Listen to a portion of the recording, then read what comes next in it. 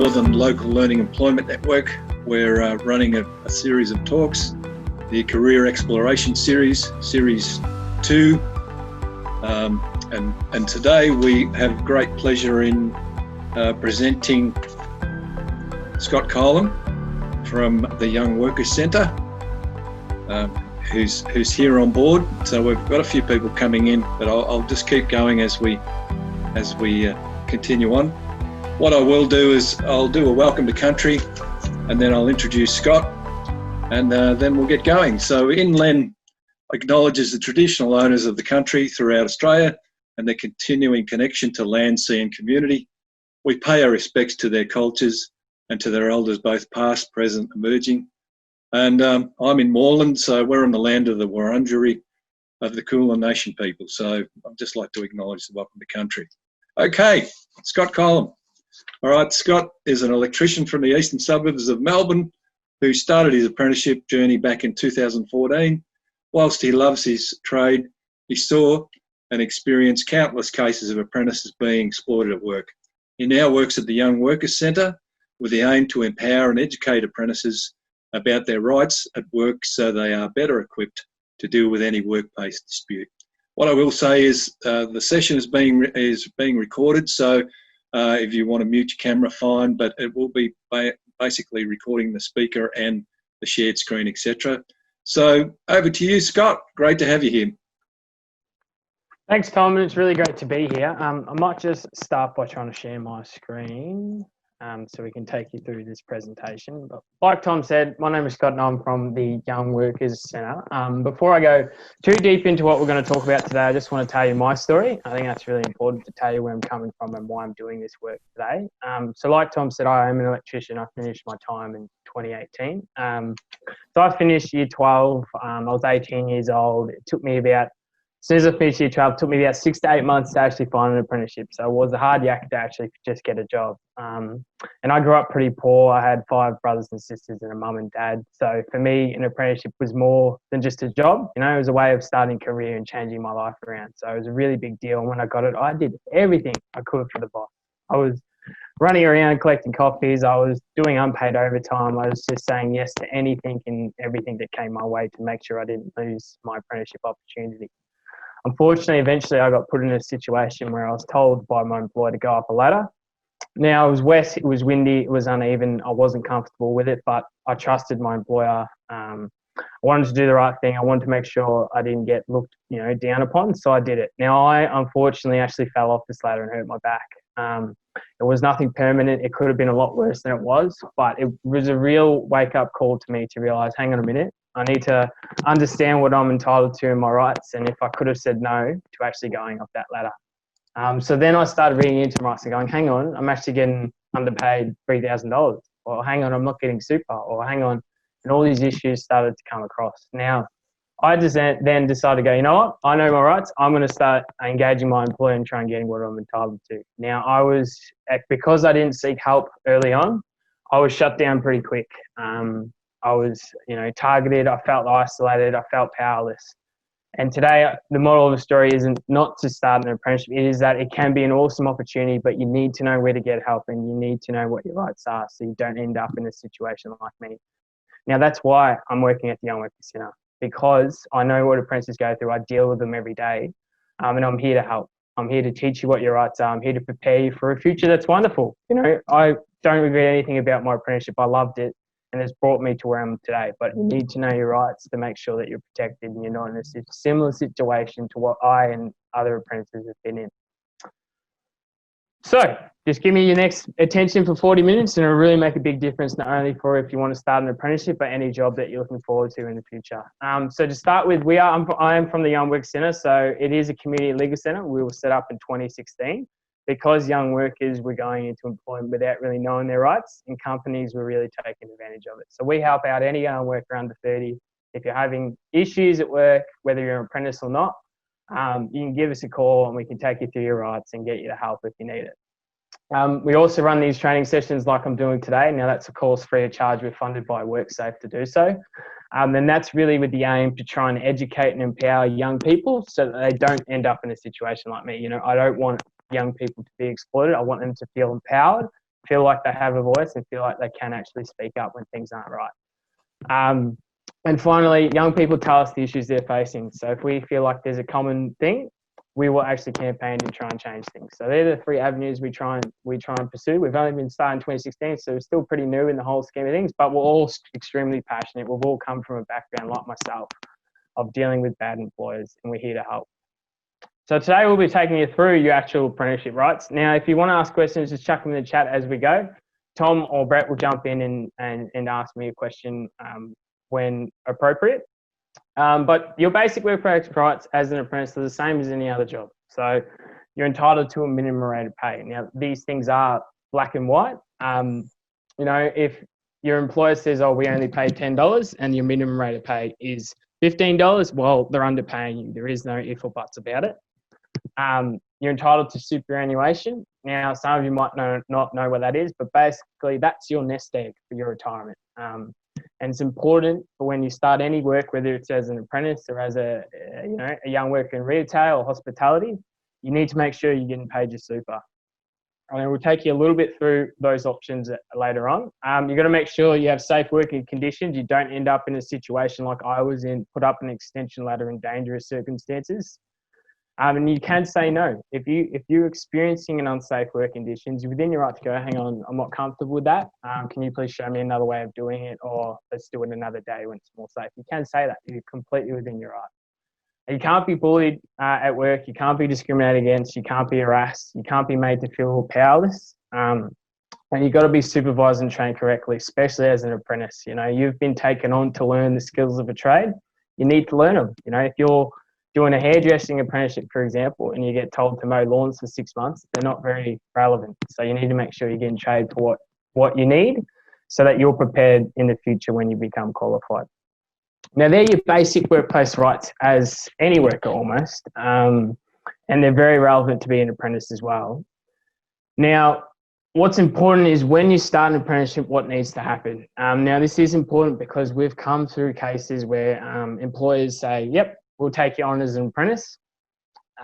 6 to 7 months later, they still haven't been signed up as an apprentice, and we find out that they're actually just never been signed up, and the employer has tried to take them on as cheap labour. So it's important to know what you're supposed to expect when you start your apprenticeship, and if it's not happening, get help early on. Now, the first thing you should get with any job is sign your employment contract. Now, remember when I first started at work, I just saw this bit of paper and went, yeah, no worries, chuck my name on it, never thought about it again. But it's so important to know what's on your employment contract.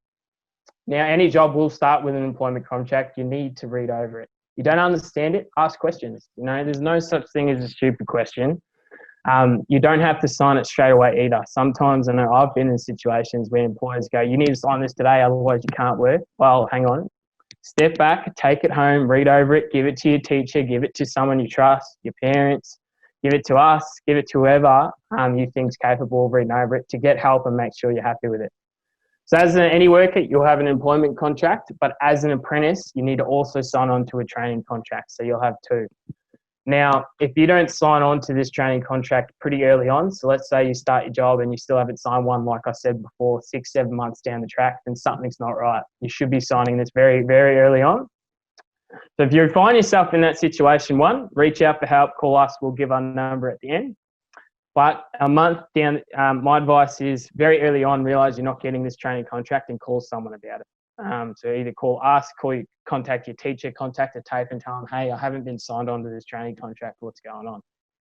Now, don't also accept cash in hand work. Now, I know as an electrician, this is very, very, exciting when you hear cash in hand. You go, oh, no tax, this is awesome, I'm going to get heaps of money, but it's extremely risky. And I'll give you an example. There was a worker that we had to deal with that was working on a weekend for cash in hand. It was off the books, it was off the records. He, similar to me, fell off a ladder and hurt his back. Now, he wasn't eligible for work cover or any sort of entitlements because he was off the books and the employer denied he ever was working for him. So it's important to realise that, yes, it might look good to get cash in hand, but if you get injured, you're not going to get the same rights as if you're on the books. You might end up injuring your back, permanently hurting yourself and not able to get compensation for results. So it is extremely risky thing to do. And if you are getting paid cash in hand, even if you're not an apprentice with any job, I would take it as a red flag and give us a call and make sure you change it. Now, as an apprentice, you got to do training at TAFE. So you need to be released for your TAFE. Now, your employer can't withhold you and go, no, you're not going to TAFE, we're too busy. Your training comes first. You got to be released to go to TAFE. Now, whenever you do any job, you also got to get some pay slips. Now, they outline your basic, minimum rate of pay, how many hours you've worked that week, your super, and everything you're supposed to be getting should be on your pay slip. Now, it's important you actually look at it. I can't tell you how many times we've dealt with young workers where they've been given pay slips and haven't been looking at it. 1, 2, 3 years down the track, they realise that, oh, hang on a minute, I think I was getting underpaid, or hang on a minute, like me, I wasn't getting super, or hang on a minute, he's put down 38 hours and I worked 42. So it is important to check your pay slips, make sure everything's correct, make sure that you're getting paid for all your hours worked and your correct minimum rate of pay and things like that. And if you're not, again, get help. And finally, like we said originally, you've got to learn the skills for your trade. You're doing an apprenticeship. You've taken 4 years or 3 to 4 years to learn a craft, so you need to be taught it. And if you're not taught it, you can just approach your employer, which I did without my electrical printing, and say, hey, look, I'm not actually learning, how to wire a house properly. Can I learn more of that? Because otherwise I'm not going to be a skilled craftsman at the end of my time, and that's really important. So that's what you should take on when you're starting an apprenticeship. Now, there's some key rights that you need to know as an apprentice. Now, apprentices are about 50% of the cases we see. So majority of our work is through apprentices and young workers. Now, these are the 5 things that we see most common. Number 1 is the employer's supposed to pay for your TAFE. So we mentioned before, you've got to be released to be trained. The employer should be paying for that.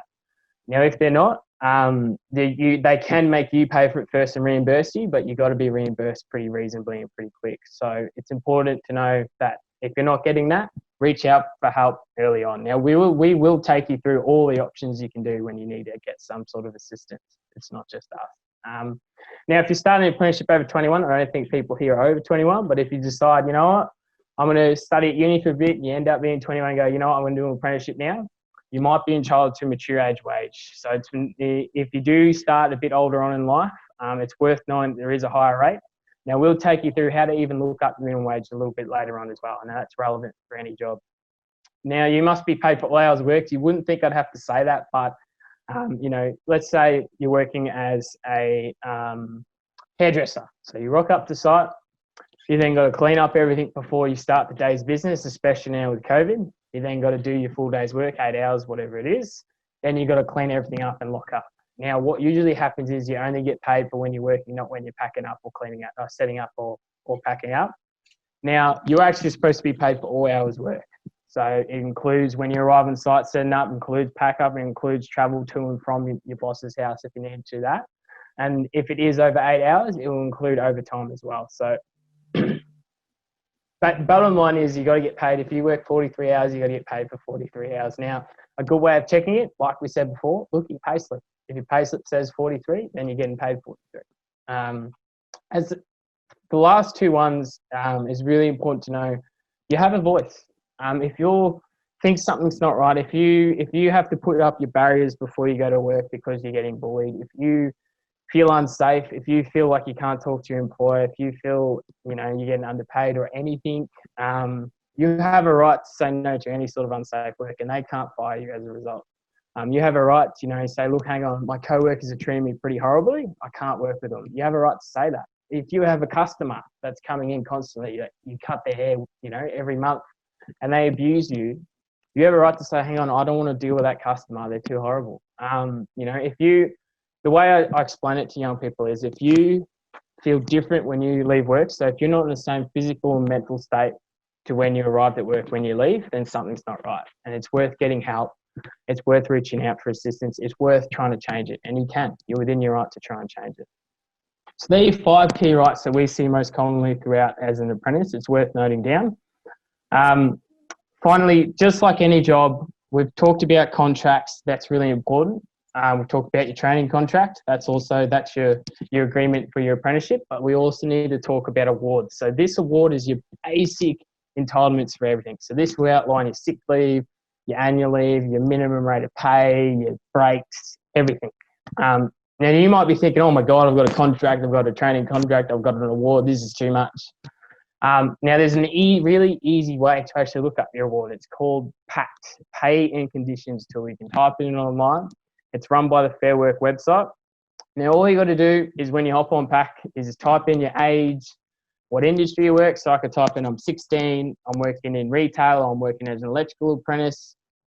And then it will ask you, it will tell you, your minimum rate of pay, which is super helpful because sometimes it's quite hard to look it up. So then you know, oh, hang on, my minimum rate of pay is $15 and I'm only getting 14, I'm being underpaid. This PACT tool will also outline which award you're working under. Sometimes it can be quite complicated and hard to figure out. If you go into this PACT tool, it will go, yep, you're working under the electrical award, or yep, you're working under the retail award. Then you can look a little bit further about some of your other entitlements. Now, if you're ever unsure about your award and don't know how to read it, you can always call us again. We'll put our number up at the end. We can take you through how to look it up, take you through your concerns and any issues you might have. But an award's a really good way to see what you're entitled to, and it's black and white. You know, if you're not getting your meal breaks, if you're not getting your allowances or super, if you're not getting your minimum rate of pay, well, then your employer's doing the wrong thing, and they need to be held accountable. So that's how you look up your awards. We also think it's really important we run through bullying, harassment, and how to deal with it on site. Again, a lot of these things are relevant for any job, not just being an apprentice. But we do see a lot of apprentices get treated a bit differently because, you know, they're only a first year and things like that. So like I was saying before, the basic principle is if you're rocking up to work and you feel stressed, you feel, you know, under the weather, you feel like you have to put up your barriers and, you know, you got to not be, you know, you can't deal with your workmates and what the way they're treating you, you can't do all the dodgy work, then something's not right and we can change it. So with bullying, you know, it has to be repeated. You know, if your employer's constantly calling you names and making you feel crap, then that can be a form of bullying. You know, any form of harassment, whether it's, you know, unwelcome touching, wolf whistling, you know, objectifying people, you can't be doing that stuff on site, whether you're an apprentice or not. And feeling discriminated against, you know, it doesn't matter what age you are, what gender you are, race, sexual orientation, what disability, religion, whatever it is, they can't treat you differently as a result. And if you're experiencing any of this, well, guess what? There's good news. We can get help. You can actually do something about it. You don't have to quit. You don't have to leave your apprenticeship. These things can change. And I will take you through how we can change things on site. It's very similar. What you do for bullying is what you do if you're underpaid. And it's also what you do if you're having a health and safety risk. So when we talk about health and safety, a lot of people think, oh, you know, it's cuts, it's bruises, it's hurting my knee, it's falling over debris. Well, it's actually your mental health as well. And we have sick days to protect yourself. So if you're ever feeling under the weather, take a sick day. Look after your mental health. It's really, really important. And just like any worker, as an apprentice, you have to be shown how to work safely. You know, you have to be shown this is how you're supposed to do it in a safe manner. If you're not shown that, it's probably a red flag and you should ask for, hang on, I don't know what I'm doing. Can you please show me? You got to be given your safety equipment. So your gloves, your goggles. You can see this dude on the right here is wearing a hazmat suit. You got to be given what you need for your job. And you can speak up without fear. I know when I was a young worker, I felt pretty powerless and felt like, oh, I don't really want to say much. I don't want to rock the boat. I'm too scared. But the law is on your side. If something's unsafe, you can say, hang on, I'm not going to do that. I feel unsafe. And you can speak up without fear of actually losing your job. Now, we are going to go through an important case, which I think it's important young people do know about this. If this affects you in any way, please step away from the computer, but we're going to talk about a workplace death. Now, this guy was 20 years old. His name was Dylan Wu. He was an apprentice boilermaker. And the reason why we talk about him is because he'd only been working for just 2 weeks. He just started his apprenticeship. He was just like very similar to me. He grew up pretty poor, so an apprenticeship was a massive deal for him. You know, he was this way of starting a new career, and he would do absolutely anything to make sure he doesn't lose it. Now, Dylan Wu wasn't trained correctly. He wasn't supervised. And as a result, when he was working inside a boilermaker, he was overcome by fumes and passed away. Now, that is a super sad case, and this should never be happening in this day and age. And it's important to remember, like we were talking about before, that the employer was actually supposed to look out for him and make sure he's not in that situation. So for you as an apprentice, Like me, when I went up the ladder, I felt like I couldn't say anything. You need to be willing to speak up and go, hang on, I'm not comfortable with that. Can you please supervise me? Now, this isn't common, but it can happen. So it's important for you to know that, again, you have a voice. You can speak up without fear. You're not going to be fired. And make sure you do speak up if you're ever uncomfortable, because bad things can happen. So there's some of the issues you're going to face as an apprentice. Now, with all these issues, you're going to have to talk to your employer about it. There's no escaping it. As uncomfortable as it might feel, I know I've been there a few times, you're going to have to do it at some point. Now, this can be quite hard, especially if it's your employer that's the one that's bullying you. How do you approach the guy that's bullying you about them bullying you? You know, it's quite a weird dynamic, and a lot of people struggle with it, which I completely understand. But the most important thing to take out of it is get a support person. And again, this is relevant for any issue you face at work, whether it's bullying, whether it's OHS, whether it's underpayment, whether you're not getting trained or supervised correctly, whatever it is. Get a support person when you raise this issue. Now, what is a support person? Well, that could be me, that could be your teacher, that could be your mum, that could be your best mate, that could be a co-worker, could be anyone. Someone you trust to come in there with you to protect you. Now, it can do two things. One of the things is most employers will not treat you poorly because there's someone witnessing it. They generally treat you with respect, which is really important, especially if you're raising bullying issues and things like that. Another reason is if it does escalate, you have a witness there to prove, hang on, my boss threatened my job as a result of raising this issue. So then it protects yourself if bad things do happen. And that's not very common, but it's important for you to take the right steps to make sure that you do have the right support and you protect yourself if issues do arise. And the number one thing with any issue is document it. Now, what I mean by that is, with any job, whether you're an apprentice or not, is get a workplace diary every time you start. When you start work and you finish work, let's say it's between 7 and 3, when you get home, put in your workplace diary, I work 7 a.m. to 3 p.m. today. If you work 7 to 5 the next day, you put in your diary, I work 7 a.m. to 5 p.m. tomorrow. Now, this is really important if you're getting underpaid to prove the hours you worked. It's also good if you are getting bullied and you're being mistreated on site, because you can put in your diary, I was yelled at today during lunch, or I tried to raise an issue today with my employer and he threw me under the bus, or whatever happens. If you have a diary documenting, it helps if things do escalate. Now, again, like I said before, not everything does escalate. Sometimes, more times than not, when you approach your boss with a support person and help around you, they'll rectify the issue. But it's important that you make sure you document it. Now, what I mean by putting your demands or requests in writing is, if you want to arrange a meeting with your employer about these issues, it's important to put it in writing that you've done that. Chuck them an email and just go, I'd like to arrange a meeting about this issue. Could we please come up with a time? And then you arrange the meeting with your support person. And once you're done, you send them an email again going, thanks for the meeting about this issue. I would like to, move forward and put this behind us, or whatever it might be.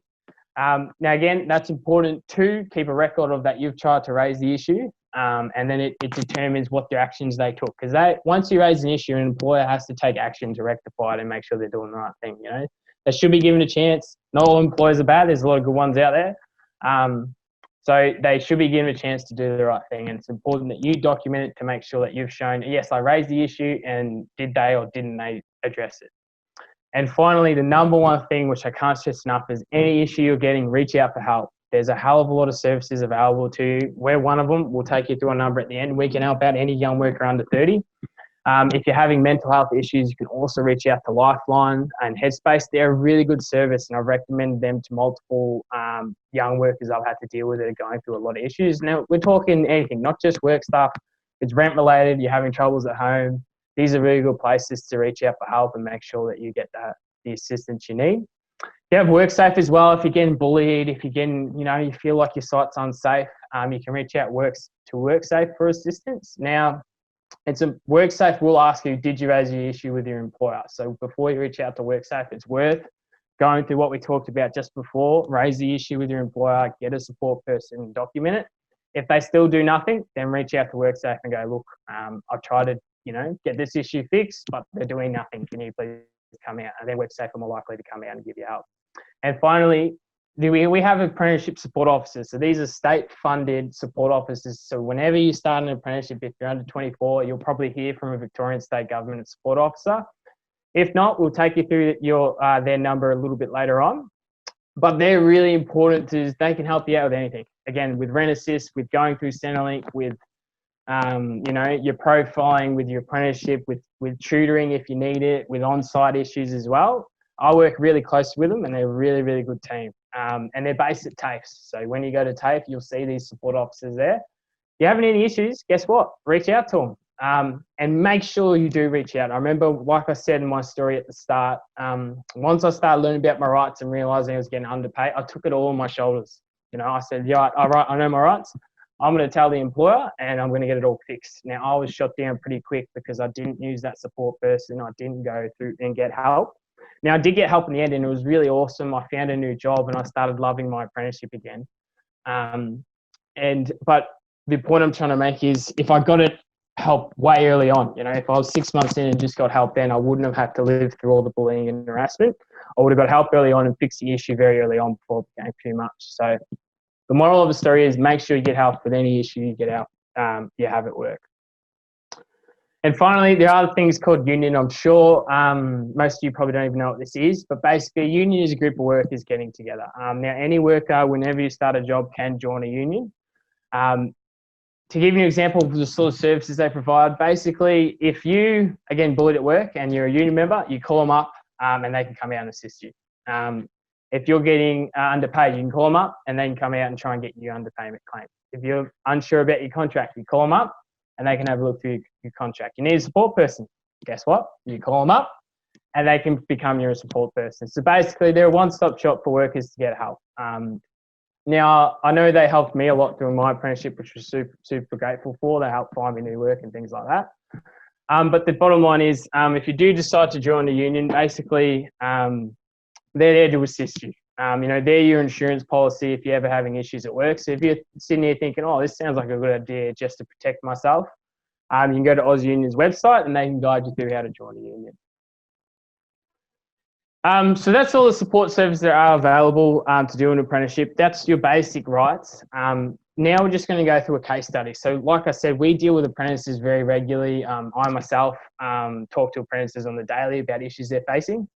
And we've developed this whole training module to prepare people for and prepare apprentices for the issues we're seeing. So this is a case study of a real hairdresser that's going through a few things. I'm just going to run you through it to give you an idea of what happens out there and where you could go if you find yourself in this situation. So I'll just take you through it now. Sam works for a hairdressing studio where she is being paid at a flat rate per hour. She's been told by a boss that overtime and penny rates is not something that hair industry does. Sometimes Sam will not be released for TAFE as work is too busy and they need her on. She is also told that TAFE fees are paid for by the apprentice, and Sam decides to raise some of her concerns with her employer, and she was told that she must have misinterpreted something. The company wouldn't have enough money to pay her penny rates and TAFE fees. So there's a few issues going on here that we talked about before. What is wrong with this scenario? Well, the first thing that I can see is she's been paid no overtime or penny rates. Now, that is quite common. Companies might tell you that's not something we do. The reality is, like I said before in the award says you must do it, so the company has to oblige. So she's not getting paid those things. That's a problem. She's not getting released for TAFE. Like I was saying before, your training is your number one priority to make sure you learn the skills for your trade. So if you're not getting released for TAFE, doesn't matter if work's too busy or not, something's not right. And you can reach out to those support services we were talking about before, to your ASO, to us, to your TAFE, whatever it might be. She's not getting TAFE fees paid for, like those 5 key rights that we talked about a little bit earlier on. That's the number one thing we see apprentices not getting their TAFE fees. So if you find that happening to you again, reach out for help. Make sure that you get the help first, and then we can go through how to get back your TAFE fees. And finally, she raised concerns and was shut down. The employer just brushed her off and said, don't worry about it. This is not something we do. We can't afford it, and all sorts of excuses were given under the sun. Now, again, like I was saying before, if you raise a concern and the boss decides to do nothing about it, well, they've breached their duty of care. So that's why I was talking about before. It's important to document it. Make sure you've put it in writing that you try to reach out and get help so that they know about it. And if they then choose to do nothing, then you're protected and we can pursue other options. So if I was this worker and I was trying to get help, where would I go? What the hell would I do to try and get help? And like I was saying before, if I was currently an apprentice, my first point of call would be the apprenticeship support officer. They're state funded. They work with these issues daily. They'll be able to guide you through how to resolve this dispute. You can call us as well. We'll take you through a number at the end. You can call your union like we talked about before, and they can come out to site and actually directly represent you. You can even talk to your teacher at TAFE. You can talk to your parents, whatever it might be, but it's important to get help as early as you can. Now, if I was in this situation, I would try and clearly raise this issue with my employer. But if I tried to do that, guess what? I've got to get a support person first. That's the number one thing. If you learn anything today is make sure you get a support person when you raise issues. Now, the reason why I say that is because we've seen cases of not just apprentices, but young workers being fired for raising issues. Now, they can't do that. We, of course, file an unfair dismissal and get them compensation, but we don't want a worker to ever be fired as a result. So if you get a support person, it eliminates that from happening and makes sure that you protect yourself. So this is, again, a real case of a hairdresser that's come to us. So hopefully that puts you in the mindset of these are the issues people are facing and how you should go about actually resolving them. Now, there's a whole bunch of case studies here. I'm not going to run through them all today. We probably don't have enough time, in all honesty, of a whole bunch of different people, electrician, baker. We've dealt with every single horticultural apprentice, dentistry apprentice, a whole range of different things we've dealt with. Now, if you're ever out of work or if you're actually looking to broaden your reach into the apprenticeships and you're not sure where to start, the Skills and Job Centre is a great place to start. So they're based out of every TAFE. They're state funded. They work closely with the apprenticeship support officers as well. So if you're sitting here thinking, like I said, apprenticeship's an amazing job. It starts a career. It's made me to where I am today. You have limitless possibilities when you get out of it. You know, you could be a teacher, you could be an inspector, you could be doing what I'm doing and raising awareness.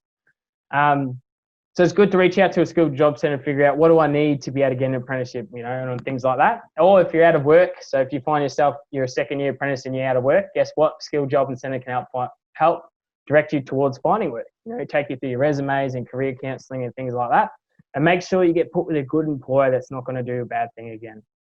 Now, if you've never been contacted by a support officer, it's worth writing down this number here. So let's say you start your apprenticeship and they don't decide to contact you, you can call this number and get in touch with anyone from the support team. So it's worth noting that this number is really, really handy to have, and that can get you in contact with also the Skills and Job Centres, the TAFEs and things like that. So there's probably a TAFE near you. I'm not sure what it might be Chisholm or whatever it is. If you ring this number, they'll be able to direct you towards which support centre you can look up. So we've gone through a lot of information today. I've tried to take you through the real important things you need to know, not only as an apprentice, but as a worker. So let's just go through some of the pro tips of what we've learnt today and what you really need to take out of it. So number one thing is make sure you sign an employment. So like we're talking about for your first contract and your training contract. Now, this goes probably without saying, but a lot of young people don't do it. And I didn't do it when I first started, is read your contract and know what you're signing. Really important, because this is determining what what your duties are. What your duties are and things like that. Make sure you read it. If you're ever unsure about it, take it home, take it to your mum or dad, take it to your teacher, take it to the Young Workers Centre, take it to your union. Make sure that you understand what you're signing on to. Your employer pays for your TAFE fees. So as soon as you start, your employer is supposed to pay for them at some point, either at the start or they reimburse you 6 months later. If that's not happening, again, get help early on. Don't leave it to be too long. And you know, these numbers do add up. We've had apprentices that have been underpaid, you know, $30,000 and up to that amount. It becomes a lot harder to get back at that point. So make sure if this is happening to you, address it early, get help early on, and it becomes a lot easier to resolve.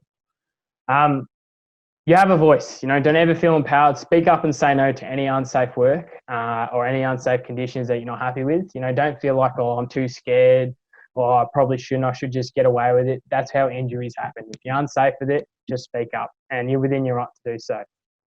Now, don't take things for granted. Make sure you check your pay slips, check your super. That's your superannuation is your nest egg. You know, you might be 16 years old now thinking, oh, who cares about super? You know, that's 40 years down the track.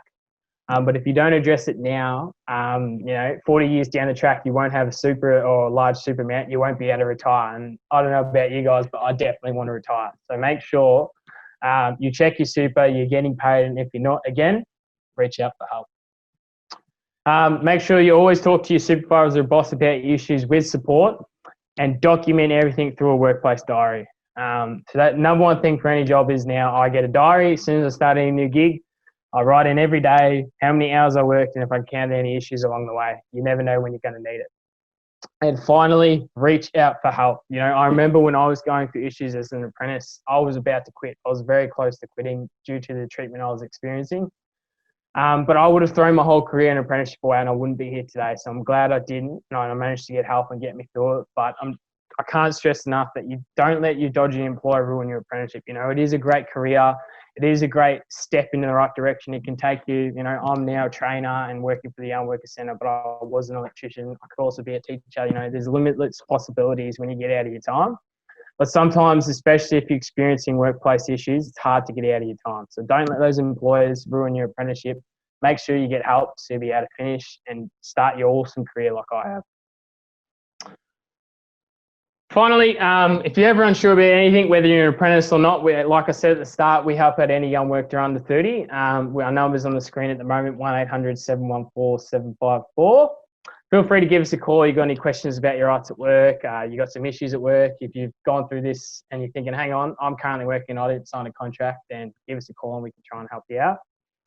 For teachers looking on, we also do a whole bunch of other presentations as well about your right to work, bullying, harassment, HNS, not just apprenticeship related. So if you're interested in booking us for anything like that, please let us know as well. We're on Facebook, Twitter, and Instagram, so all the socials. So you can follow us on any of the socials. You can message us on the socials as well, and we'll answer as quickly as possible. And finally, if you are an apprentice, this community is a really good place to start. We set it up. It's called We Are Apprentices. Now, this is just apprentices, small range of different industries, talking about the issues they're facing, talking about how they got help, talking about where they went, talking about the good employers and things like that. So it is worth joining. If you are an apprentice, join us. We Are Apprentices community. We can help you out with any issue you're facing at work. And yeah, I'd like to thank you all for having listened today. Hopefully you learned a little bit about the apprenticeship and your rights at work.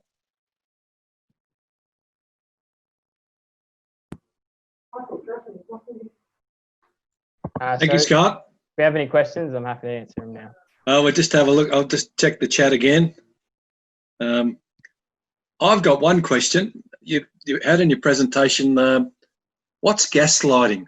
People bandy this around and even an old bloke like me doesn't really know what it means. Can you tell us what it means? Yeah, so gaslighting is basically, let's say there was a really important work meeting at 11 o'clock and my manager or supervisor told me to rock up at 10:30. It's called gaslighting, that they've set you up to fail, you know. So clearly, let's say you rock up late, so make it 11:30. You rock up late, it makes you look bad. You could get a written warning, but you were told, you know, 11:30. So gaslighting is basically people setting you up to fail. And there's a form of bullying, and yeah, you shouldn't have to put up with it.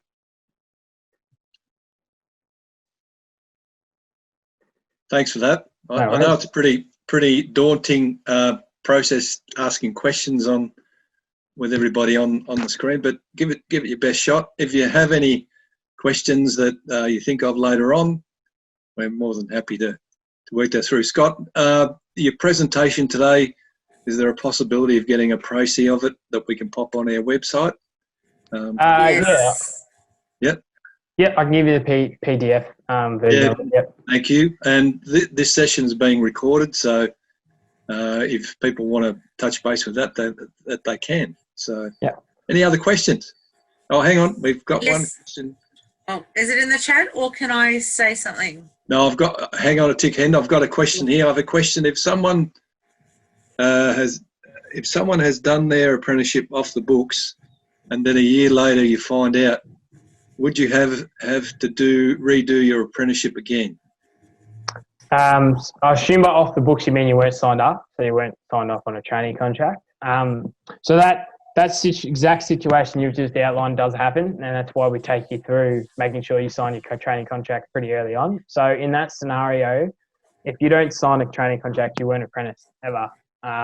So let's say you thought you were apprentice, you're doing your apprenticeship for a year, you never signed your training contract, but you were paid an apprentice rate. You probably that time probably wouldn't count towards your apprenticeship, but you will probably underpaid. You know, a labourer's wage is a lot higher than apprenticeship's wage. So there will be probably entitlements to being underpaid and trying to rectify that. But in terms of your actual apprenticeship, if you weren't signed up, then it didn't count, which is a real shame, and it does happen. But like I said, hopefully you now know that there's a training contract. So when you do get signed up and your client goes, yeah, no worries, come on, you're an apprentice. Make sure that happens pretty quick. If it doesn't, it's a red flag, so you can reach out for help. And was that the question that you were, what? It was specific. No, I actually wanted a copy of all the contact details, the PDF, but you've covered that. Thank you. No worries. Thank you. Thank you, Ahmed, for that question. I've got another question here from Zinel Abedin. I have a question, sir. What is the best trade you recommend us to try out? I'm an electrician. I personally am a bit biased. I love the electrical trade. It's super interesting. It's a good career, but find your passion is my recommendation. If you want to build a house. Zane actually makes his own motorized bikes. So mechanic. It wouldn't surprise me that he would get into electrician. Yeah. So find your passion. You know, if you love cars, be a mechanic. If you like building houses, be a carpenter. If you like hairdressing, be a hairdresser. You know, if you like horticulture, you can do a horticulture apprenticeship. There's an apprenticeship for almost every single industry. A lot of even a dentistry. If you want to be a dentist, you can also do an apprenticeship in it. Yeah, find your passion, start your apprenticeship in it, and just make sure you protect yourself by getting this help. In terms of the best one, yeah. Another question from Mohammed. Is plumbing good money? Is plumbing good money? If you get paid right, yeah, it is. Plumbing is a good career option, 100%. And plumbing and electrical, you actually have a license. So when you finish your time, you have a proper license you can take with you for the rest of your life, which is really good. So thank you, Zane. Thank you, Mohammed. John, sir, can you do construction management in TAFE or have to do it in uni? Construction management, probably both, in all honesty. There's probably a TAFE course and a uni course. Just type it in on Google. My best advice is just type it in Google and it'll come up. It'll tell you exactly what you need to do, where you can go for help, what your experience level needs to be, and things like that. Yeah. Ibrahim has said, I guess, how do you find an apprenticeship? How do you find apprenticeship employers? Yep. So this Tom Burgess body is actually a good starting point. They help you out with finding employers. Another one would be the Skills Job Centre I talked about. So they're based at TAFEs. Type it in on Google, or if you jotted down that number, you can give the apprenticeship support officers a call. They can guide you through how to get an apprenticeship and what courses you need to do and cards you need and things like that. But for me, when I try to get an apprenticeship, I just hit up every employer as often as I could. So I had to reach out to 50, 60 different employers just to try and get an apprenticeship through an email. So that's not ideal. The best point is, at this point, talk to Tom and he can guide you through how to get your employment options. And a good lead in is we've got Daniel Grech tomorrow from Maz Experience. So he's talking about apprenticeships and pathways. So he'll be able to help out on that front. So thank you, Ibrahim. Omar, what's the highest paid trade? I think it's electricians are up there, but I think it's plumbing, I believe. I think they're $1 above us. Yeah. But I think sometimes the dollar value, it's what you enjoy. You know, there's a balance. I think like Tom said, I think it's really important to have passion first. You know, if you're just doing it for the dollar, you will probably get sick of it in the end. But if you do actually have an interest, I strongly recommend pursuing it. Dollar value is everything. I do believe you should get paid well for any job, in all honesty. Yeah, exactly. Hang on. Ahmed, would you recommend to do VCAL trade or do VCE, then apprenticeship once finished school? Whatever you prefer. So VCAL is good to set you up if you're definitely sure you want to do a trade. And VCE is good to set you up if you want to go to university or learn a little bit more. So it depends on where your head's at and what you prefer, but I didn't do VCAL because I thought I was going to go to uni and I changed my mind. But if you're definitely sure, yep, I want to do an apprenticeship, then VCAL is a great option. So you can start it early on and get straight into it. And I suppose there's the pre-app situation there too, Scott, isn't there? Yeah, so with a lot of apprenticeships, you have to do a pre-app usually to even try and get a job. It's sort of the prerequisite to take you through the very basics of what you need to know. And once you complete it, at least employers then know you're keen to do the trade. So I had to do a pre-apprenticeship for electrical. You might have to do a pre-apprenticeship for plumbing. Not all trades have it, but again, talking to your skilled job centre or talking to, mass in your next presentation will take you through what you need to be able to start your apprenticeship. Thanks for that, Ahmed. Yeah, dollar value is everything. Fair enough. Ibrahim, do apprentices pay tax? Yep. Every worker pays tax, unfortunately, so we all have to do it. And like I was saying before, if you're working cash in hand, it sounds awesome. You don't have to pay tax. How good is this? But if you hurt yourself, you're not entitled to work cover and you're going to be in serious strife. So it's important if you are getting paid cash in hand to actually draw a red flag and go, hang on, no, I want to be on the books because if something happens, I'm in trouble. And thanks, Ibrahim. John, is it hard to be successful in a trade? Well, I could actually say that I think it can be very, very successful in trade. Yeah, Scott, yeah. what do you think? Yeah, 100%. To make the big bucks. Look, the way you get out of trade is what you put into it. So if you're, like I was saying before, training is everything. So make sure you learn your skills. Make sure you speak up if you feel like you're not learning anything. The success is measured by a whole range of different options. Is it money? Is it you're happy with your job, work-life balance, whatever. So you can. The thing with apprenticeship is you can make it what you want to. So I've made it into I'm now educating other apprentices about their rights. I could have done a million other different things. So it opens up a lot of doors. So strongly recommend doing an apprenticeship for whatever you're pursuing. Terrific. Thank you, Scott. Well